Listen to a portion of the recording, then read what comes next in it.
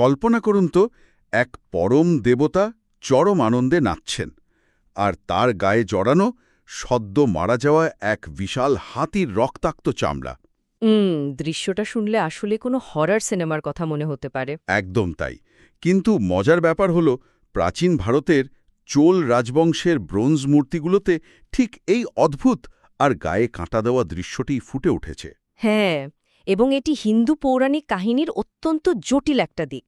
তো আজকের এই গভীর আলোচনায় আমরা আমাদের হাতে থাকা প্রাচীন পুরাণ, তান্ত্রিক টেক্সট এবং মন্দির স্থাপত্যের সূত্রগুলো ঘেঁটে এই আপাত ভয়ঙ্কর রূপের পেছনের মূল চরিত্র নিয়ে কথা বলবো, মানে গজাসুর বা হাতি দানবের গল্পে ডুব দেব আজ।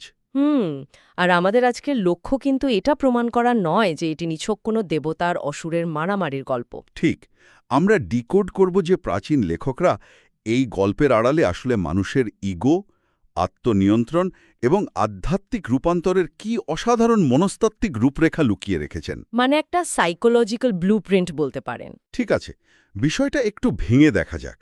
এই গজাসুর ব্যাপারটা আসলে কি?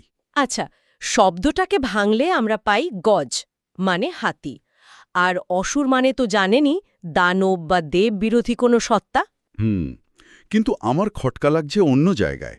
ভারতীয় সংস্কৃতিতে হাতি তো একটা দারুণ পজিটিভ প্রতীক, তাই না? হ্যাঁ হ্যাঁ, অবশ্যই। মানে আমরা হাতি বলতে বুঝি রয়্যালটি, বিশাল শক্তি, তীক্ষ্ণ স্মৃতিশক্তি বা মহিমা। এমনকি গণেশের মতো দেবতার মাথাও হাতির। একদম ঠিক বলেছেন। তাহলে হঠাৎ করে একটা হাতিকে এমন ভয়ঙ্কর একটা নেতিবাচক চরিত্র বা অসুর হিসেবে কেন দেখানো হলো? এর কারণ হল প্রাচীন রূপকগুলোতে একটা প্রতীকের সবসময় দুটো দিক থাকে। মানে ধরুন, একটা বন্য হাতি যখন জঙ্গলে থাকে তখন তার বিশাল আকার আর শক্তি সত্যি মহিমান্বিত। বেশ রাজকীয় ব্যাপার। কিন্তু সেই হাতি যখন মত্ত হয়ে যায়, পাগল হয়ে যায়, তখন সে কি করে? সে তার সামনে সব কিছুকে গুড়িয়ে দেয়, কোনো নিয়ম মানে না। ও আচ্ছা, মানে কোনো বাধা শোনে না সে। ঠিক তাই। পুরাণগুলোতে এই মত্ত হাতিকেই মানুষের অনিয়ন্ত্রিত ইগো, অন্ধ অহংকার এবং জাগতিক মোহের চরম প্রতীক হিসাবে ব্যবহার করা হয়েছে। দারুণ একটা তুলনা। মানে বন্য হাতির বিশাল আকারটা আমাদের আধুনিক যুগের মানুষের অনিয়ন্ত্রিত উচ্চাকাঙ্ক্ষার মতোই। একদম।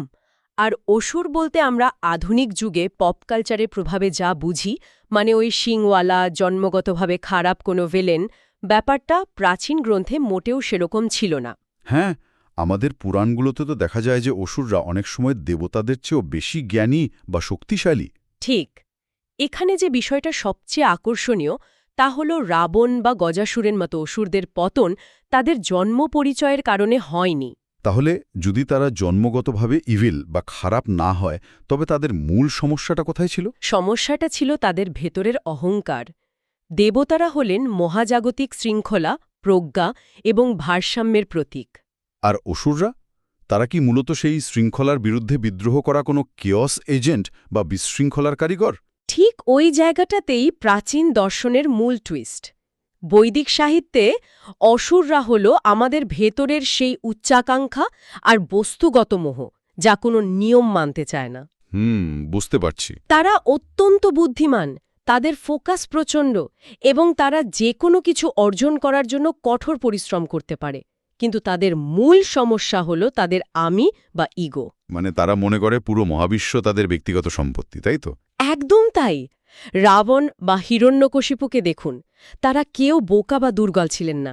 তাদের পতন তাদের শক্তির অভাবে হয়নি, হয়েছে তাদের অহংকারের কারণে। গজাসুরও তাহলে ঠিক একই রকম? হ্যাঁ, সে কেবল একটা দানব নয়, সে হলো এমন একজন উচ্চাকাঙ্ক্ষী সত্তা যে তার নিজের ক্ষমতার ভারেই অন্ধ হয়ে গেছে।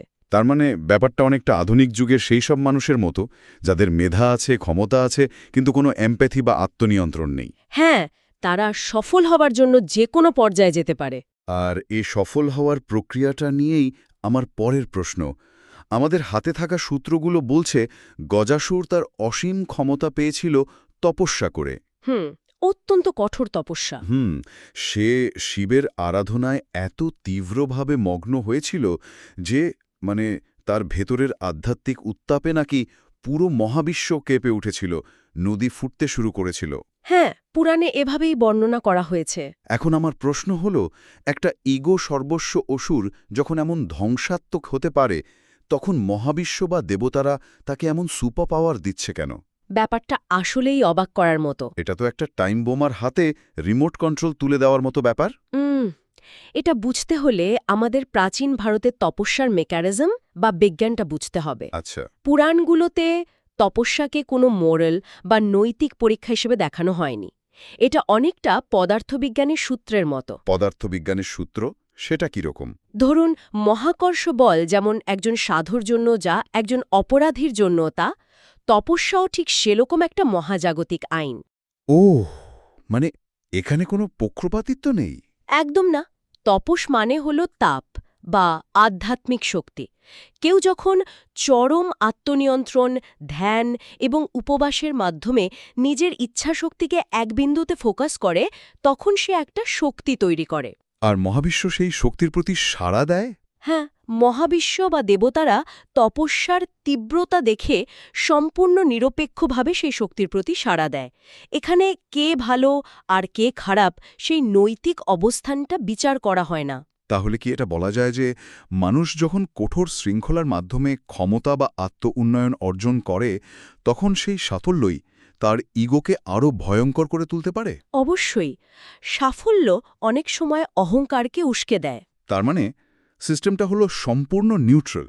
এটা তো অনেকটা একজন হ্যাকারের মতো ব্যাপার। হ্যাকার মানে আধুনিক যুগের হ্যাকার? হ্যাঁ হ্যাঁ, ধরুন একটা লোক হয়তো কোডিং শিখেছে চরম ফোকাস আর অধ্যাবসায়ের মাধ্যমে, ইচ্ছাশক্তি দিয়ে মহাজাগতিক শক্তিকে হ্যাক করে ফেলেছিল। একদম তাই। এবং এই ক্ষমতার চূড়ান্ত পরিণতিটা কি হয়, সেটাই গল্পের সবচেয়ে চমকপ্রদ অংশ। মানে শিব যখন বর দিতে আসেন সেই অংশটা। হ্যাঁ, শিব যখন গজাসুরের তপস্যায় বাধ্য হয়ে তাকে দেখা দেন এবং বর চাইতে বলেন, তখন গজাসুর এমন একটা বর চায় যা সাধারণ যে কোনো কামনার চেয়ে আলাদা। সে শিবকে অনুরোধ করে যেন শিব তার পেটের ভেতর অবস্থান করেন। ঠিক। একটু দাঁড়ান, সে এত চরম কষ্ট করে ধ্যান করল, মহাবিশ্ব কাঁপিয়ে দিল, আর তার সবচেয়ে বড় চাওয়া হলো একজন দেবতাকে নিজের পেটের ভেতর ঘিলে ফেলা। শুনতে খুব অদ্ভুত লাগছে, তাই না? এটা তো কোনো আধ্যাত্মিক সাধনা মনে হচ্ছে না। এটা তো আক্ষরিক অর্থ একটা অদ্ভুত হস্টেজ সিচুয়েশন বা জিম্মি করার মতো ঘটনা। হ্যাঁ, অনেকটা সেরকমই।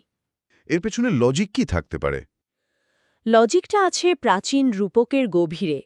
মনস্তাত্ত্বিক বা সাইকোলজিক্যাল দৃষ্টিকোণ থেকে পেট হল ক্ষুধা, ধারণ ক্ষমতা এবং কনজাম্পশন বা ভোগের প্রতীক। আচ্ছা, গজাসুর এখানে কোনো সাধারণ ক্ষমতা চায়নি। সে স্বয়ং অসীম সত্তাকে বা ঈশ্বরকে নিজের ব্যক্তিগত সম্পত্তিতে পরিণত করতে চেয়েছে। ওহ আচ্ছা, সে ভেবেছে ঈশ্বর যদি তার পেটে থাকেন তবে সে নিজেই ঈশ্বরের চেয়ে বড় হয়ে যাবে। একদম ঠিক। এটা হলো ইগোর সবচেয়ে বড় ফাঁদ। কিভাবে? আমরা যখন আধ্যাত্মিকতা বা কোনো মহৎ জ্ঞান অর্জন করি, তখন অনেক সময় আমাদের ইগো সেটাকে হাইজ্যাক করে ফেলে। আমরা ভাবতে শুরু করি, আমিই সবচেয়ে জ্ঞানী, আমিই আধ্যাত্মিক ক্ষমতার মালিক। মানে নিজের অর্জন নিয়ে অহংকার। হ্যাঁ, গজাসুরের এই শিবকে পেটে ধারণ করার চেষ্টাটা আসলে অসীম মহাবিশ্বকে নিজের ক্ষুদ্র ইগোর কুক্ষিগত করার একটা অসম্ভব আর চরম অহংকারী প্রচেষ্টা। এটা সত্যিই খুব গভীর একটা পয়েন্ট। মানে সে ভক্তি দিয়ে শুরু করেছিল, কিন্তু শেষ পর্যন্ত সেই ঐশ্বরিক কৃপাকেই সে নিজের ইগোর খাঁচায় বন্দি করতে চাইল। ঠিক তাই। আধুনিক যুগেও তো আমরা এমনটা দেখি। অনেকেই হয়তো মাইন্ডফুলনেস বা মেডিটেশন প্র্যাকটিস করেন শুধু এই জন্য যে তারা যাতে কর্পোরেট ওয়ার্ল্ডে আরও বেশি ফোকাসড হয়ে অন্যদের পেছনে ফেলে দিতে পারেন। হ্যাঁ, আধ্যাত্মিকতাকে যখন ইগোর হাতিয়ার বানানো হয়, গজাসুর যেন ঠিক সেই বিপদেরই রূপক। আর এরপরই তো গল্পে সেই ধ্বংসযজ্ঞ বা তাণ্ডবের শুরু হয়, তাই না? ক্ষমতা পেয়ে সে কিভাবে দুর্নীতিগ্রস্ত হয়ে পড়ে। একদম। ঈশ্বর যখন তার পেটে বন্দী, তখন গজাসুর নিজেকে অজেয় ভাবতে শুরু করে। তার ভেতরের মত্ত হাতিটা তখন খাঁচা ভেঙে বেরিয়ে আসে। পুরাণগুলোতে তো বলা হয়েছে যে সে সাধারণ মানুষ, সাধু সন্ন্যাসী থেকে শুরু করে মহাজাগতিক শৃঙ্খলাকে তছনছ করতে শুরু করে। প্রেক্ষাপটে দেখি প্রাচীন গ্রন্থগুলোতে অহংকারী শাসক বা অনিয়ন্ত্রিত মনকে প্রায়শই মত্ত হাতির সাথে তুলনা করা হয়। এখানে একটা দারুণ বৈপরীত্য বা কন্ট্রাস্ট তৈরি করা হয়েছে। ঈশ্বরের চেতনা হল সুশৃঙ্খল, শান্ত এবং ব্যালেন্সড। আর গজাসুরের চেতনা হলো সেই বন্য হাতির মতো, যে জঙ্গলে ঢুকে শুধু গাছপালা উপড়ে ফেলে, কারণ তার কাছে শক্তির কোনো ডিরেকশন নেই। গজাসুর হলো সেই বিশৃঙ্খলার প্রতীক, যা ঐশ্বরিক শৃঙ্খলার বিরুদ্ধে বিদ্রোহ করে। তার মানে গজাসুরের এই হাতির রূপটা শুধু বাইরের কোনো খোলস নয়, না না, একেবারেই না। এটা তার ভেতরের মানসিক অবস্থারই একটা পারফেক্ট রিফ্লেকশন। সে ভেতরে যতটা বিশৃঙ্খলার ধ্বংসাত্মক, বাইরেও সে একটা উন্মত্ত হাতির রূপ ধারণ করেছে। একদম ঠিক বলেছেন। কিন্তু মুশকিল হলো, এরকম একটা আনস্টপেবল ফোর্সকে থামানো হবে কিভাবে? আমাদের সূত্র বলছে দেবতারা নিরুপায় হয়ে আবার শিবের শরণাপন্ন হন। হ্যাঁ, আর তখনই শিব তার সেই বিখ্যাত গজাসুর সংহার মূর্তি বা রূপ ধারণ করেন। চোল রাজবংশের তৈরি ব্রোঞ্জ মূর্তিগুলোতে এই রূপের যে ডিটেলস পাওয়া যায় তা এক কথায় মেসমেরাইজিং। আমি একটি বর্ণনায় পড়ছিলাম, শিবের বাঁ পা হাতির মাথার উপর চাপানো, ডান পা শূন্যে তুলে তিনি প্রচণ্ড আক্রোশে নাচছেন।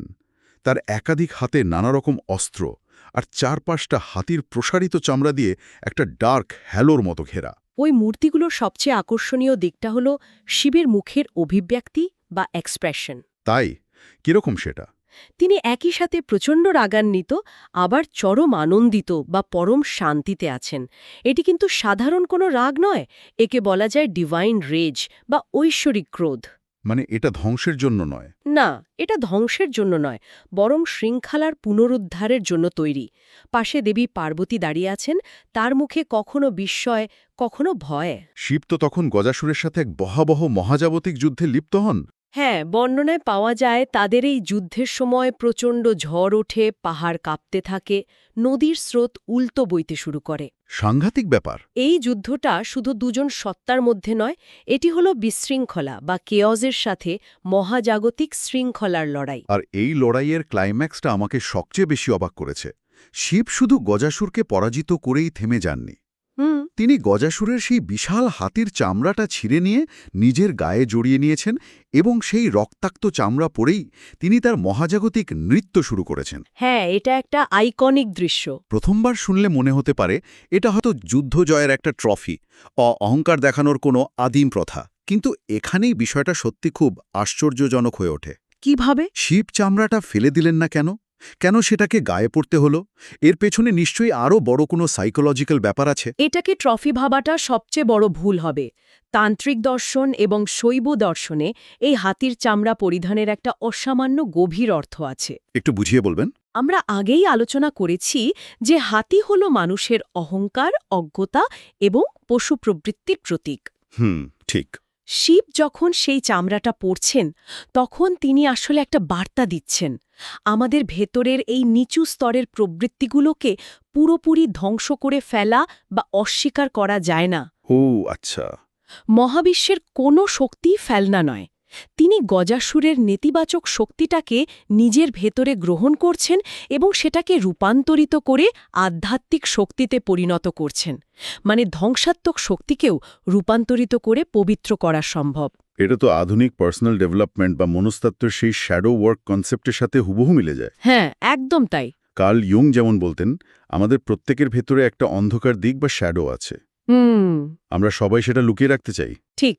আমরা যদি ভাবি যে আমরা আমাদের ইগো, আমাদের রাগ বা আমাদের লোভকে পুরোপুরি কেটে বাদ দিয়ে দেব, সেটা আসলে সম্ভব নয়। একেবারেই সম্ভব নয়। বরং সেই প্রবৃত্তিগুলোকে স্বীকার করতে হয়, তাদের পরাস্ত করতে হয়, এবং তারপর সেগুলোকে নিজের কন্ট্রোলে এনে পরিধান করতে হয়। চমৎকার বলেছেন।